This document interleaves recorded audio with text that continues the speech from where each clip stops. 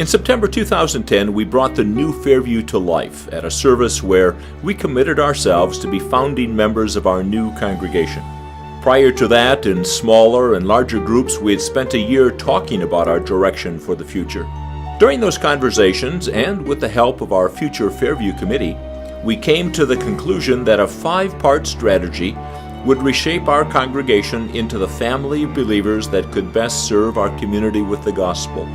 That 5-part strategy emphasized the 2 purposes of every church: the spiritual growth of its members and those strong believers reaching out to still others with the faith. The components for that strategy are strengthening Christian fellowship among us through encouraging our members to get to know one another. That would include more fellowship time with one another, like monthly game nights, more opportunities to share a meal together, outings to places like a Brewers game or Apple Holler, providing physical support to our members as well as to our community. We had planned to do this through a volunteer corps of members who would be willing to provide help with minor household repairs and services. Growing in God's grace as we emphasize worship and Bible study, and as we urge each other to daily contact with God's Word.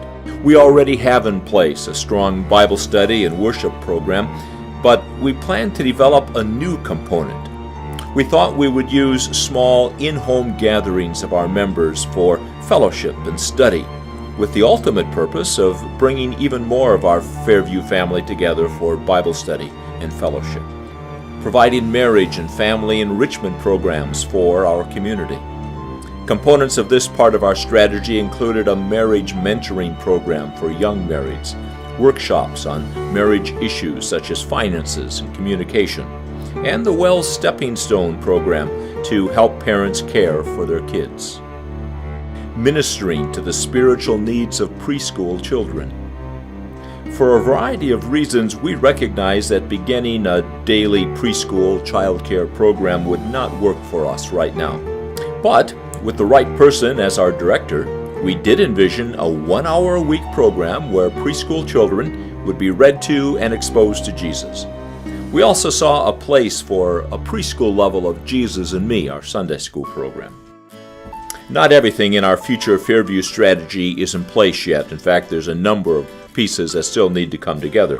But our congregation has benefited from many wonderful ministry successes over these last 2 years. The Fairview Women's Group was revived and transformed into new Fairview ladies. The enthusiasm that we've seen there for ministry is remarkable. Our preschool reading program was given a lovingly remodeled classroom, and we began to seek a director for it. Our offerings have remained steady. Worship attendance has remained well above synodical averages. The percentage of members in Bible study grew above our former high averages. And members have taken a renewed pride in our building. Most areas have been repainted and repaired. But now that we are 2 years into our journey toward the new Fairview, a new realization is settling in. The realization? Fairview won't become the new Fairview without a lot of continuing effort. It will take continuing sacrifice from us all before Fairview becomes that family of believers we want it to be. It will take continuing sacrifice from us all to become a family of believers that is growing spiritually and numerically. A church where God's children are so grateful for their Father's grace, they can't wait for worship and Bible study. A church where we obviously love and support each other. A church that others are attracted to, because Jesus and His love are so apparent among us. All of this will take continuing sacrifice from every one of us, not just a few. The finish line for this race is not at the end of a 100-yard sprint. It's at the end of a cross-country marathon. Arriving at the new Fairview is no 2 or 4 or 8-year effort, but a continuing effort. In spots there will be easy running on level ground. But there will also be hills, high hills to climb, and streams, wide, deep streams to ford, and valleys, dark, to find our way through.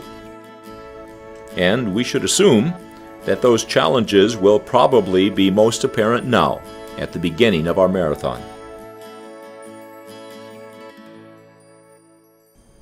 The letter you received from the Church Council recently points out some of those challenges.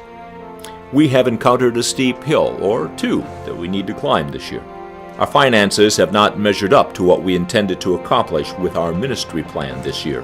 That's not because our offerings have fallen off, but because we had hoped for offerings that would increase faster than they have.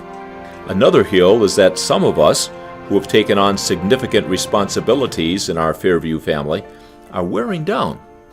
And that's understandable, because you've been working very hard. And the hill after that is a number of our Fairview members who have chosen not to involve themselves or to allow their involvement to be minimal. So it is time.